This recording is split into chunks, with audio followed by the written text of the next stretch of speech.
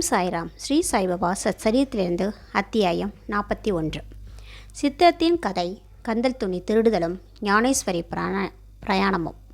முந்தைய அத்தியாயத்தில் குறிக்கப்பட்டுள்ளது போல் அந்த சித்திரத்தின் கதையை இங்கே தொடர்கிறோம். இது நிகழ்ந்து 9 ஆண்டுகளுக்கு பின் அலி முகமது ஹேமத் பந்தை பார்த்து கீழ்வரும் கதையை கூறினார். பம்பாய் வீதிகளின் ஒரு முறை அவர் சுற்றி கொண்டிருந்த போது இந்த படத்தை ஒரு திரு வியாபாரியிடமிருந்து வாங்கினார். பின்னர் அதை கண்ணாடி சட்டம் போட்டு பாந்திராவில் உள்ள தம் வீட்டில் தொங்கவிட்டார். அவர் பாபாவை விரும்பியவராயால் அப்படத்தை தினந்தோறும் தரிசித்து வந்தார். ஹேமத் பந்துக்கு அதை கொடுப்பதற்கு முன்பு மாதங்களுக்கு முன்பு காலில் உள்ள கட்டி அவருக்கு ஒரு அறுவை சிகிச்சை செய்யப்பட வேண்டியிருந்தது.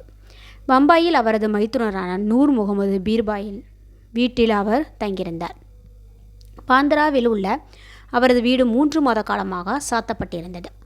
ஒருவரும் அங்கு வசிக்கவில்லை. புகழ்பெற்ற பாபா அப்துல் ரஹ்மான், மௌலானா சாஹிப், முகமது கிஷேன்,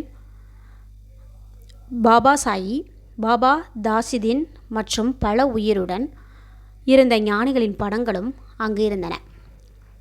காலசக்கரம் இவைகளை விட்டு வைக்கவில்லை. பம்பாயில் அலி சுகவீனமுற்று கஷ்டப்பட்டு கொண்டிருந்தார். படங்கள் எல்லாம் ஏன் அங்கு கஷ்டப்பட வேண்டும்? அவைகளுக்கும் உள்ளே வருதலும் வெளியே போதலும் உண்டு என தெரிகிறது. எல்லா படங்களும் தங்கள் விதியை சந்தித்தன. ஆனால் சாய்பாபாவின் படம் எங்கனம் அதற்கு தப்பியது என்பதனை ஒருவரும் எனக்கு இதுவரை விளக்கியதே இல்லை. சாயின் எங்கும் நிறை தன்மையையும் சர்வ வியாபித்ததையும் அறிவு கட்டாத அவரின் சக்தியையும் அது காண்பிக்கிறது. அலி முகமது பல வருடங்களுக்கு முன் முகமது குஷேன் தாரியா டோபனிலிருந்து ஞானி பாபா அப்துல் ரஹ்மானின் சிறிய படம் ஒன்றை பெற்றார். அதை அவர் தன் மைத்துனராக நூர் முகமது பீர்பாயுடன் கொடுத்தார். அப்படம் அவரது மேஜையில் 8 வருடங்கள் இருந்தது. ஒருமுறை நூர் முகமது பீர்பாய் அதை ஒரு புகைப்படக்கலை நிபுணரிடம் எடுத்து சென்று உயிர் அளவு படமாக பெரியதாக்கி அதன் பிரதிகளை அலி முகமது உட்பட தமது உறவினர்களையும் நண்பர்களிடத்தும் விநியோகித்தார். அலி முகமது அதை பாந்திராவில் உள்ள தனது வீட்டில் மாட்டினார். நூர் முகமது ஞானி அப்துல் ரஹ்மானின் சீடர் தமது குருவிடம் அவரால் நடத்தப்பட்ட ஒரு திறந்த தர்பாரில் அப்படத்தை அளிக்க சென்றபோது குரு கோபமடைந்து அவரை உதைப்பதற்காக ஓடினார். அவரை வெளியில் தள்ளினார். அவர் மிகவும் வருத்தமுற்று மனம் உடைந்தார். நூர் தனது பெரும் பணத்தையும் இழந்து குருவின் கோபத்தையும் துன்பத்தையும் பெற்றதற்காக வருந்தினார். அவருடைய குருவுக்கு உருவ ஆராதனை பிடிக்காதகையால் பெரிதாக்கப்பட்ட அப்படத்தை அப்போலா பந்தருக்கு எடுத்து சென்று ஒரு படகை வாடகைக்கு அமர்த்தி சென்று நீரில் மூழ்கடித்தார்.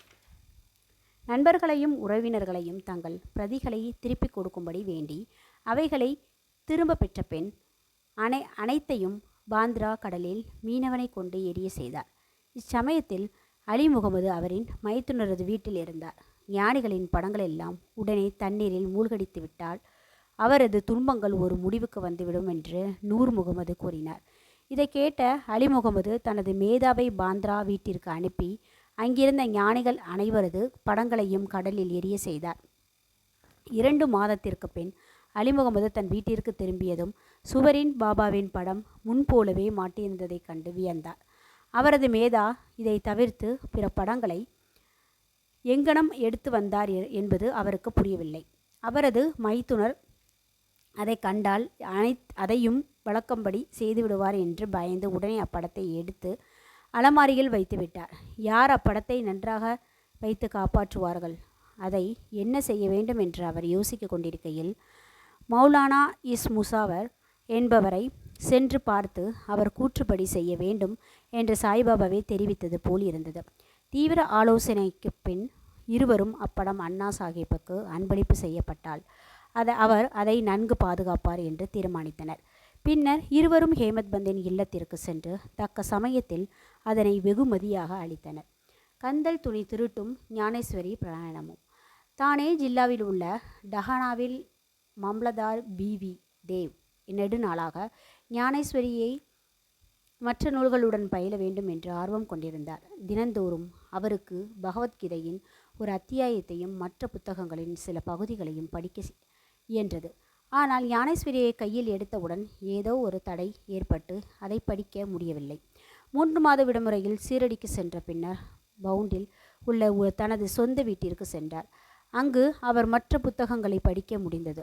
ஆனால் ஞானேஸ்வரியை பிரித்தபோது சில நூதனமான சம்பந்தமற்ற அல்லது தீய எண்ணங்கள் அவர் மனதில் திரளாக தோன்றி அவரது முயற்சியை தடை செய்தனர். எவ்வளவு அதிகமாக முயற்சி செய்த போதிலும் அப்புத்தகத்தின் சில வரிகளை கூட அவரால் எளிதாக படிக்க முடியவில்லை. எனவே பாபா அப்புத்தகத்தின் மீது தனக்கு அன்பு ஏற்படும்படி செய்து படிக்க கட்டளைகளை இடும்போதுதான் தாம் அதை பயில ஆரம்பிக்க வேண்டும் என்றும் அதுவரை அதை படிக்கக்கூடாது என்றும் தீர்மானித்தார். பின்னர் 1914 ஆண்டு பிப்ரவரி மாதம் அவர் தம் குடும்பத்துடன் சீரடிக்கு சென்றனர். அங்கு ஜோக் அவரை தினந்தோறும் ஞானேஸ்வரி படிக்கிறாரா என்று வினவினார்.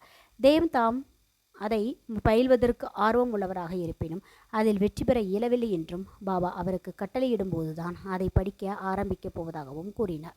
அப்புத்தகத்தின் பிரதி ஒன்றை எடுத்து சென்று அதை பாபாவுக்கு அளித்து அவரால் புனிதமாக்கப்பட்டு திருப்பி அளிக்கப்படும்போது அதை படிக்கலாம் என்று ஜோக் அறிவுரை பகிர்ந்தார். பாபா அவரது உள்ளத்தை அறிவாராதனால் இந்த மாதிரி செய்ய தாம் விரும்பவில்லை என்றும் தேவ் பதிலளித்தார். அவரது ஆவலை சாயி அறிய மாட்டாரா?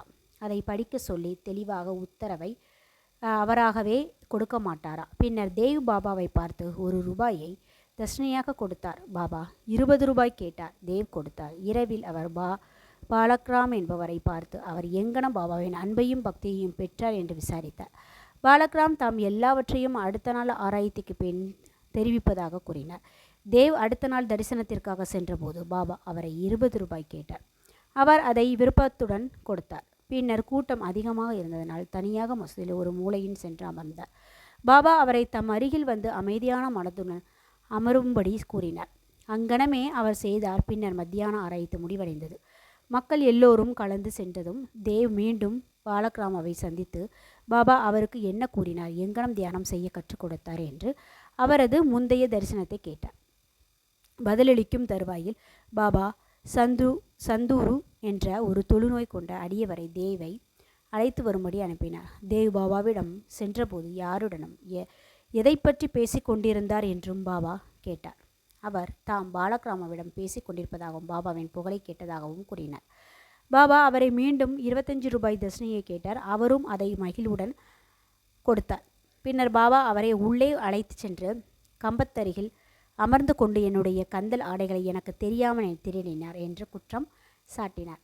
தேவ் கந்தல் ஆடைகளை பற்றி தனக்கு எதுவும் தெரியாது என்று மறுத்தார். ஆனால் பாபா அவரை தேடச் சொன்னார். தேடிய அவரால் ஒன்றையும் காண முடியவில்லை. பாபா கோபமடைந்து, இங்கு வேறு ஒருவரும் இல்லை, நீயேதான் திருடன். தலை நரைத்து கிழவனாகியும் நீ இங்கு திருடுவதற்கு வந்திருக்கிறாய் என்றார். இதன் பின் பாபா பொறுமை இழந்து கடுமையான கோபமுற்று பலவிதமாக திட்டவும் குற்றம் சாட்டவும் ஆரம்பித்தார். தேவ் எல்லாவற்றையும் அமைதியாக கவனித்து கொண்டு தனக்கு அடியும் கூட கிடைக்கும் என்று எதிர்பார்த்தார். சுமார் 1 மணி நேரத்திற்கு பின் பாபா அவரை வாதாவுக்கு போக சொன்னார். அவர் வாதாவுக்கு திரும்பி வந்து பாலக்ராமாவிடம் ஜோகிடமும் நடந்ததை அனைத்தையும் கூறினார். பின்னர் மாலையில் பாபா தேவையும் மற்ற எல்லோரையும் கூப்பிட்டு அனுப்பினார். தமது வார்த்தைகள் கிழவரை துன்புறுத்தி இருக்கலாம் என்றும், ஆயினும் அவர் திருடியிருப்பதால் தம்மால் வெளியே சொல்லாமல் இருக்க முடியவில்லை என்றும் கூறினார். பின்னர் பாபா மீண்டும் 12 ரூபாய் அவரிடம் கேட்டார். தேவ் அதை சேகரித்து கொடுத்து அவர் முன் சாஷ்டாங்கமாக பணிந்தார். பாபா கூறினார், போதியை தினமும் படித்து கொண்டிரு. வாதாவின் போய் அமர்ந்து தினந்தோறும் ஒழுங்காக கொஞ்சமாவது படி. அவ்வாறு படிக்கையில் நீ படித்த பகுதியை அனைவருக்கும் அன்புடனும் பக்தியுடனும் விலக்கி சொல். நான் இங்கு உனக்கு தங்கச்சரிகை போட்ட மதிப்புமிக்க சால்வை அளிப்பதற்கு காத்து கொண்டிருக்கின்றேன். அப்படி இருக்க மற்றவர்களிடம் நீ ஏன் கந்தலை திருடுகிறாய்? ஏன் திருட்டு பழக்கத்தை ஏற்படுத்துகிறாய்? பாபாவின் மொழிகளை கேட்டு தேவ் மிகவும் மகிழ்ச்சி அடைந்தார். ஏனெனில் அவர் போதியை படிக்க சொல்லிவிட்டார். தாம் விரும்பியதை பெற்றுவிட்டதாக அவர் நினைத்தார். இனி அந்நூலை எளிதில் படிக்கலாம் என்று நம்பிக்கை கொண்டார். மீண்டும் அவர் சாஷ்டாங்கமாக விழுந்து வணங்கி தாம் பாபாவிடம் சரணாகதி அடைவதற்காக கூறி தம்மை ஒரு குழந்தையைப் போல் பாவிருக்குமாறு தனது பிராயணத்தின் போது உதவி செய்யுமாறு வேண்டிக் கொண்டார். கந்தலை திருடுவது என்று பாபா கூறியதன் பொருளை அவர் அப்போது உணர்ந்தார். பாலக்ராமைவிடம் பாபாவை பற்றி அவர் கேட்ட போதெல்லாம் கந்தல் என்ற ஒரு பொருள் கொல்லப்பட்டது. நடத்தை பாபாவுக்கு பிடிக்கவில்லை. இக்கேள்விக்கு பாபா தாமே விடையளிக்க தயாராய் இருக்கும்போது மற்றவர்களை கேட்பதையும் அனாவசியமாக பிறரிடம் விசாரிப்பதையும் அவர் விரும்பவில்லை. எனவே பாபா அவரை திட்டி தண்டனைக்குள்ளாக்கினார். உண்மையில் பாபா அவரை துன்புறுத்தவோ திட்டவோ இல்லை என்றும், பாபா தமது ஆசைகளை பூர்த்தி செய்ய ஆவலாய் இருக்கும்போது வீணாக மற்றவர்களை கேட்டு தெரிவது பயனில்லை என தனக்கு போதித்ததாகவும் நினைத்தார். தேவி திட்டல்களையெல்லாம் புஷ்பங்களாகவும் ஆசிர்வாதமாகவும் கருதி திருப்தியுடனும் மன நிறைவுடன் வீட்டுக்கு சென்றார். இவ்விஷயம் இத்துடன் முடிந்துவிடவில்லை. பாபா படிப்பதற்கு உத்தரவு செய்தபோது மட்டும் நின்றுவிடவில்லை. இந்த வருடத்திற்கு அவர் தேவியிடம் சென்று அவரிடம் முன்னேற்றத்தை பற்றி வினவினார். 1914 ஏப்ரல் 2ஆம் தேதி வியாழக்கிழமை காலை பாபா அவருக்கு தெய்வீக காட்சி ஒன்றை அளித்தார். மேல் திணையில் அமர்ந்து கொண்டு தேவ் போதியையும் புரிந்து கொண்டாரா என்று கேட்டார். தேவ், இல்லை பாபா, பின் எப்போதும் நீ புரிந்து கொள்ளப் போகிறாய். தேவ், நீங்கள் உங்கள் அருளை பொழிந்தாலின்றி பிரயாணம் ஒரு தொந்தரவாகவும் புரிந்து கொள்ளுதல் கஷ்டமாகவும் இருப்பது நிச்சயம். பாபா, படிக்கும்போது துரிதமாக படி. எனது சன்னிதானத்தில் என் முன்படி. தேவ், எதை நான் படிக்க வேண்டும்? பாபா, அத்தியாத்தியமிகம் படி. தேவ் நூலை கொணர்வதற்காக சென்றபோது காட்சியிலிருந்து விடுபட்டு முழு விழிப்புணர்வு எய்தினார். தேவ் பெற்ற அளவற்ற மகிழ்ச்சியையும் பேரானந்தத்தையும் கற்பனை செய்து பார்த்தலை நமது வாசகர்களுக்கே விட்டுவிடுகிறோம். ஸ்ரீ சாயியை பணிய அனைவருக்கும் சாந்தி நிலைக்கட்டும். ஓம் சாய்ராம், ஓம் சாய்ராம், ஓம் சாய்ராம். அல்லாஹ் மாலிக்.